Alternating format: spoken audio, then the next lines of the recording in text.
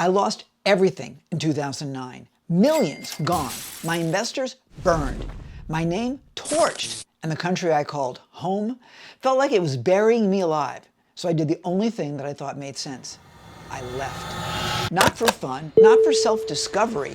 I left the United States because staying meant suffocating in a system that had already chewed me up and spit me out. I just didn't feel comfortable with that type of shallow me culture, with the superficial Kardashian type of hype that simply wasn't my style. And what I found on the outside? Well, it wasn't easy, but it was everything I needed. You see, the global financial crisis, that's what they called it in Australia. It sounds better than the disaster, right? It didn't just wipe out my business, it nuked my identity.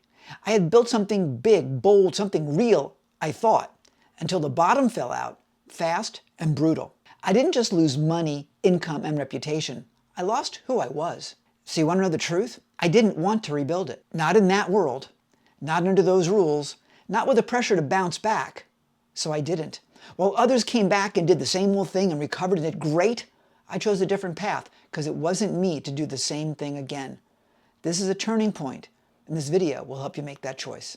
So I booked a one-way ticket out of the US, all the way to Thailand. Frankly, I didn't care where I went. I just knew I couldn't heal in the place that hurt me. I thought I'd be gone about 6 months or so. That was over 15 years ago. Now, my first night overseas in a strange city, it was a room in a decent, inexpensive hotel with lousy internet. I sat on the edge of the bed and I thought, what the hell am I doing? I was terrified. But underneath the fear, there was peace. The kind of peace when you stop pretending. When you finally stop performing and start living. I was also excited about the adventures I was about to have. So a few weeks later, I'm eating noodles in an alley in Chiang Mai for about $1.30. Laughter in the air, sweat on my face. Okay, sweat everywhere.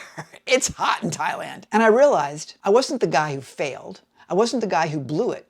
I wasn't anybody, because no one knew me. I was completely anonymous. And for the first time in a long time, that felt incredible. Now, before we go any further, I want to be very clear with you. I'm going to share the 3 biggest lessons I've learned since I left the United States about freedom, wealth, and worth.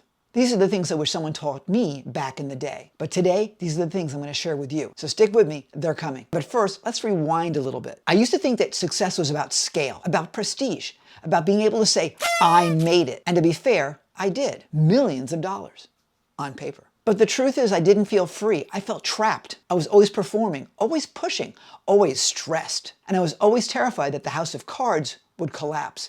Not because there was anything bad going on, but because it was all built on future events. Real estate appreciation, things out of my control. And then, of course, the crash.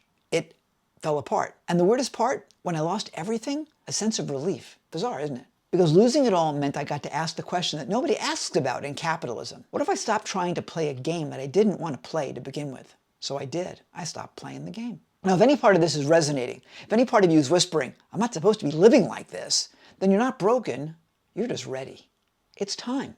That's why we're here together. So right now, subscribe to this YouTube channel. And of course, grab your free subscription to the Pride Nomad letter as well. It's where I share stories, strategies, and reminders that you don't need to earn rest or beg for permission to live the life you want. You just need to start. That first year abroad was not an Instagram magical fairy tale. Far from it. It was messy, it was lonely, it was awkward, but I wouldn't trade it for the world. It was amazing. It was real. It was fabulous. It was innocent. And places in the world that I'd been to that had never been before, never thought I would see children on the side of the road in Myanmar that just were so filled of joy and love and amazement. These children that had technically nothing, but had everything. The lessons, massive. So I learned to live on less. Okay, a lot less. I started saying yes to things I would never have said yes to before. Things that made me feel alive. I stopped asking about who I needed to impress and started looking inside to say, what makes me feel alive? And I started asking, what do I really want? I found freedom in the stillness, in the not knowing, in the uncertainty about what could happen next, in the space between ambition and anxiety. And as a gay man, that meant more than just geography. It meant safety, it meant belonging, and it meant I could finally stop shrinking to survive, but to expand who I am. You see, you don't have to be fearless to begin. You just have to stop lying to yourself about what you really want. The life that you're dreaming about, it's not fantasy, and it doesn't need to be American by default. It can be whatever you define it to be. Truly. Now, before we go any further, I want to give a big shout out to our sponsors who are making this video possible for you.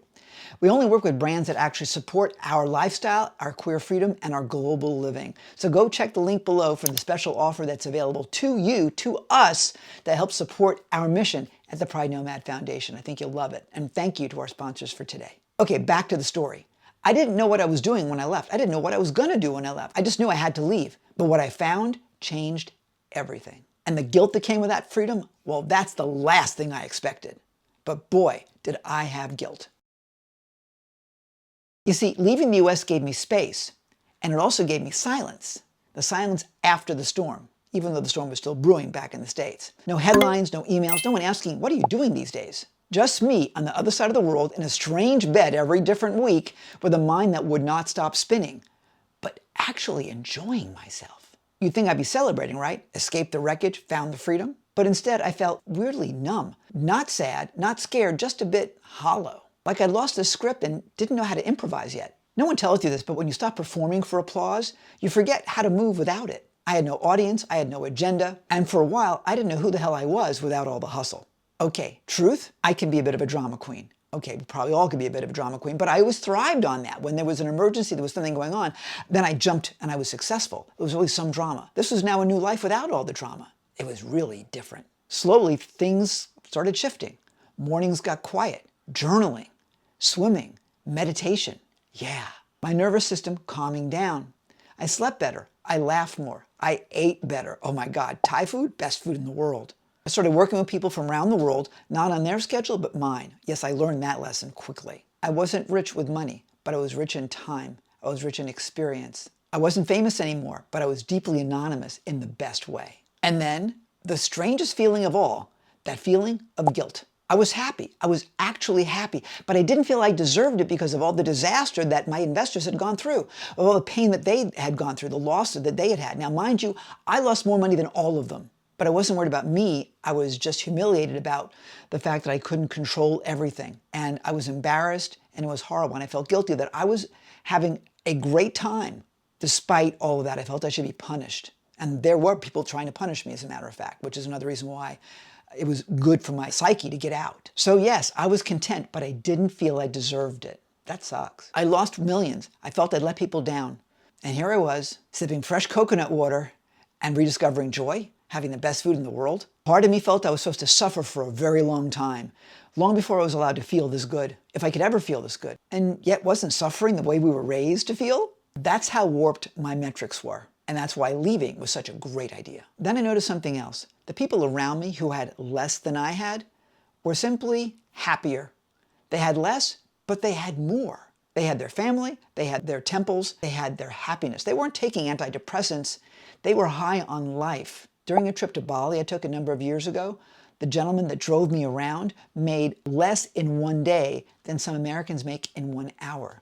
But guess what? He was happy. There's a lesson there for all of us. They're rich in time, rich in relationships, rich in laughter. Not hustling, not branding, not monetizing every damn moment.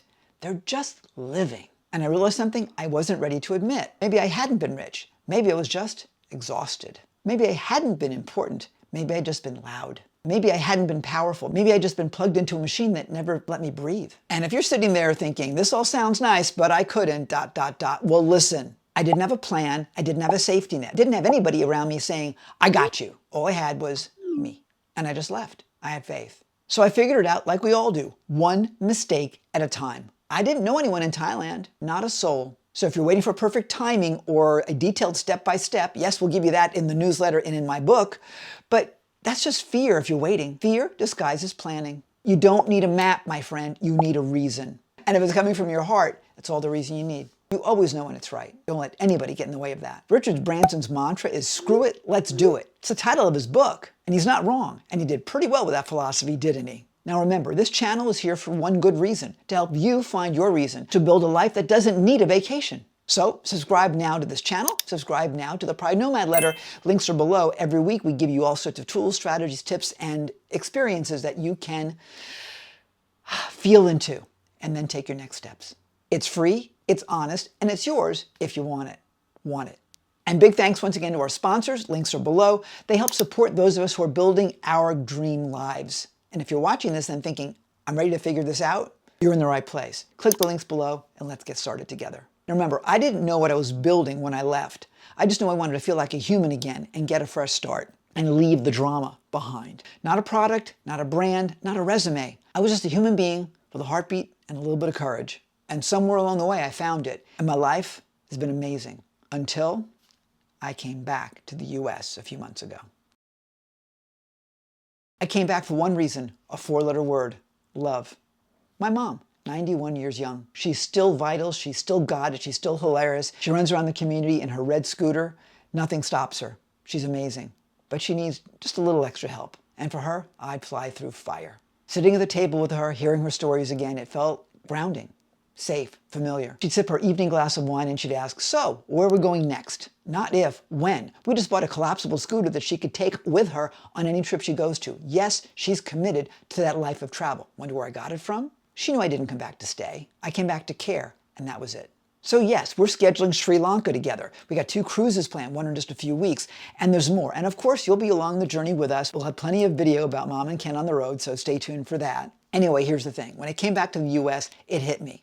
Not all at once, not dramatically, but it crept in quiet and sharp. Now, I've been back periodically over the years, of course, but for an extended period like this, oh, it's very different. Milk, $6.89, eggs nearly $10 a dozen, fruit nearly double the price I paid in Asia and not even close to the quality that it was. People rushed, eyes down, shoulders tense. The energy, just completely off. It was weird when I left. It's worse now. And it's not just fear, it's like hypervigilance, like what's going to happen next? When's the next disaster going to hit us? Everyone's braced for something. It's like the tension was baked into the concrete, like a spring waiting to release. Abroad, people smile. In Thailand, we say hello as we walk down the street. We make space. Even if people don't know you, that's just normal in Bangkok. Here, everyone feels like a stranger. When someone says hello or is nice to you, it feels like a miracle. Now, my mom gets everyone to take care of her. It's incredible at 91. People just do everything for her. She's got great energy. If you don't have that energy, you're going to be anonymous in this country. Here, everyone felt like a stranger, not just to me, but to themselves. One day I was in the Target parking lot and a woman dropped her groceries, stuff scattered everywhere. So I bent down to help her. And she flinched like she was in danger, like I was going to threaten her in some way. When she saw me helping her put things up, she lit up. It was amazing, like something miraculous. I made her day. To me, that's all part of the process of being a human. But here it's so different. People are feeling so threatened. That's not any way to live. On the way back to my mom's, I kept hearing people honking their horns the minute the light would turn from red to green. Have they no patience? This is craziness. Everyone is just so driven. As I even say this to you, I'm feeling the tension. Can you see my body just shrinking like this? This is not a way to live. We want to be expansive. We want to enjoy our life. We want to be able to explore and be free and not be living in this kind of craziness. To me, this country is exhausted and I don't want to be here anymore. Those of you that are watching can very simply say, well, then go, Ken, go. And trust me, I'm gone. But the point is, shouldn't we live the life that we want? Shouldn't we always have that ability to go where we want to go and feel what we want to feel and be with whom we want to be and not be worried about the latest school shooting and whether if we go to a crowded place that someone's not going to kill us? There's a very different mindset here. And so I want you to be able to live the life you want. Coming back here has been a big change and a big shift for me. And do I love the US? Of course I do. I'll always be an American. And I care for this country in a great way. And it's funny, when I met the American ambassador in Thailand years ago, Christy Kenny, an incredible human, oh my gosh. She learned Thai, she danced with the Thai people in fundraisers and things. I mean, she really was part of the community. That's what I learned back then. The role of an ambassador is to foster trade between countries, to keep the relationships going so that we can have free trade and we can do business with one another. I didn't know that until that time. But what Christy said to me was this: anything I can do for you, anything we at the embassy can do for you as an American citizen, we would love to help you any way we can. That was cool. I had left the country for years. I was an expat. I was a digital nomad. And yet there was someone from home saying, we're here to help you. That's amazing. I don't think we're going to see that now, but that was then, and Christy's amazing. Just incredible, incredible. So if you're watching this, Christy, I love you. Anyway, if you're watching this thinking, I feel that too, you're not wrong, you're not weak, you're not alone. You're not imagining it. America's loud, expensive, and emotionally bankrupt right now. But you don't have to live inside of it just because you were born in it like me. You can choose a different path. Even if it starts watching this video in a tiny apartment, wondering if you'll ever get out, this is your first step.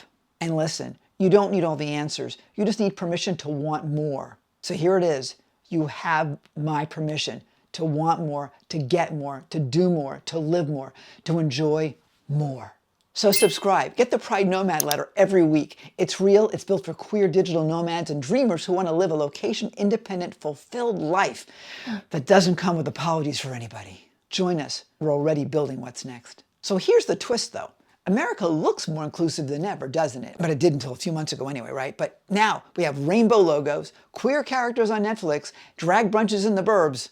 But under all that glitter, oh my God, books are being banned, rights are being rolled back, people shouting at school board meetings, sneering at trans kids in bathrooms, passport rules that insult trans people and take away their rights. Bullshit to that. It's all optics, my friend. The US ranks number 7 on the Pride Nomad Index right now, but when we redo the index next year, it will drop below the top 10, I dare say, given all the craziness that's happening right now to our rights, to our culture, to our lives. Yes, maybe you're living in San Francisco or Wilton Manors or other places that have big gay populations, but what about the people that are not in those areas?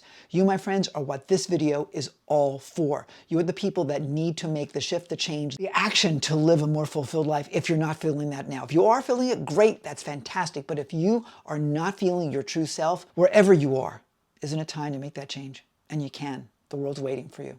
I took a walk around my old neighborhood the other day, and I noticed that people were scanning around, faces, body language, handles near their belts, wondering who might be carrying, who might be dangerous.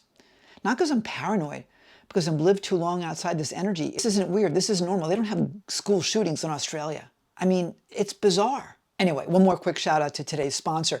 They support real creators, they support digital nomads, they support our queer community, they support us, and I do hope you'll support them too if it resonates for you. So click the link below and check out what they have for you. Great offers for all of us here in the Pride Nomad community. So what's the hardest thing about coming back, even though it was for a little bit?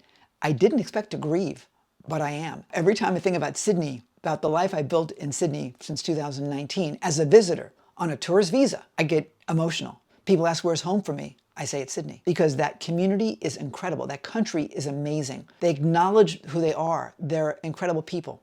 But I am grieving. I grieve the home I thought I'd find. I grieve the version of me I thought that would still fit in here. I grieve the illusion that America could change to be what I thought it could be, but has gone the other direction. I grieve the joy that I felt when I was not here. And when I think of home, I think of Sydney, not here.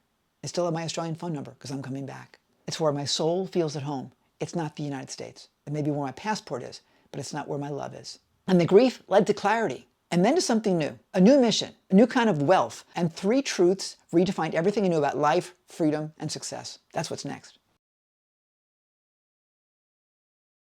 The moment I knew I wasn't staying, well, I knew I was never going to stay here, please. I said that long, long time ago. But it wasn't dramatic. It wasn't a protest. It wasn't hate, no violence. It was just me in that Target parking lot, holding a can of chickpeas, realizing that kindness had become suspicious, and that just wasn't for me. The fear in this country has become normal. School shootings are commonplace, and no one's willing to do a damn thing about it. No one's willing to step up. There's the title for a book, Cowards in Congress. Seriously, are you freaking kidding me?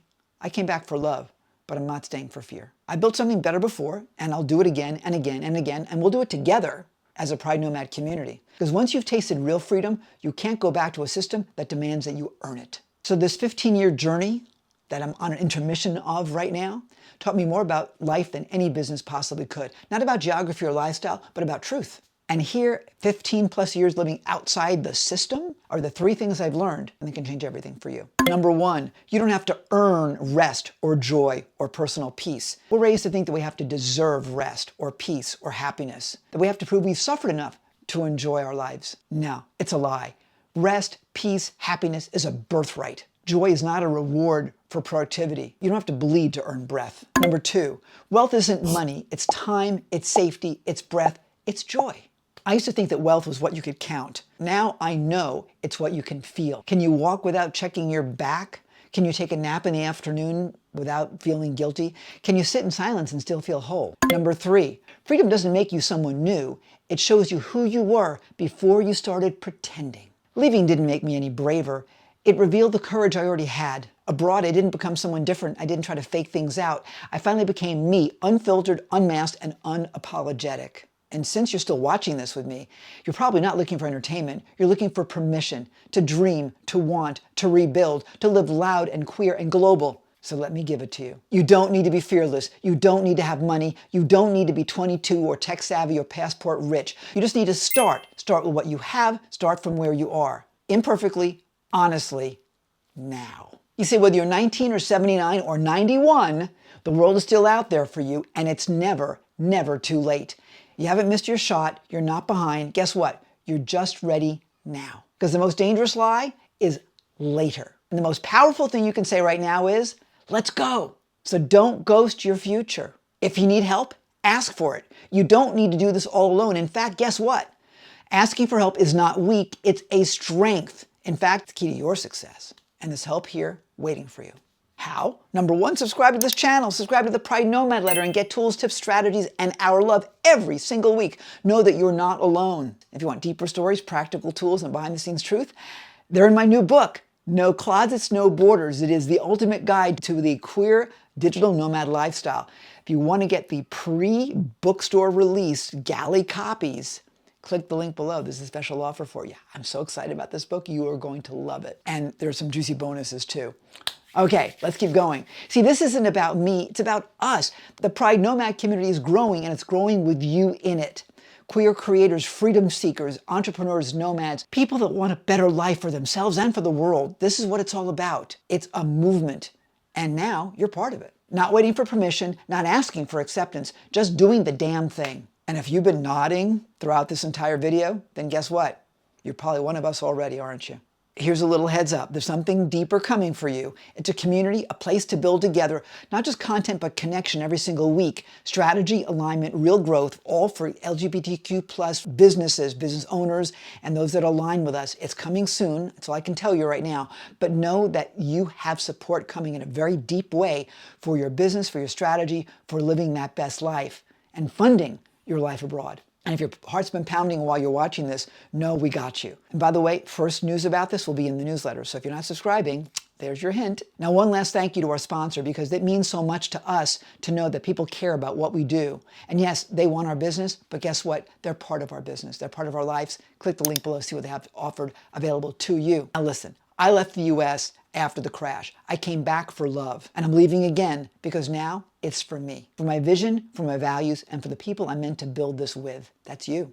The global adventure continues. If you're on your own right now, please share your experience with me so that we can share it with our Pride Nomad community together. This is not just about me and my experience. Oh my God, no. There's so much more of the world I still have yet to see that so many of our viewers have already seen. So please give the rest of us the heads up to know what to see, what to do, what your experiences have been, because that's what this is all about. It's about us as a community. And by the way, if you haven't started your travels yet, well, this is your call to action. Now is your time. Now, if this spoke to you, you know what to do. Subscribe to the channel, subscribe to the newsletter, pick up a copy of the book if you want. Stay with us, stay connected with us, and take the next small, bold step, because this isn't just my story anymore. It could be yours too.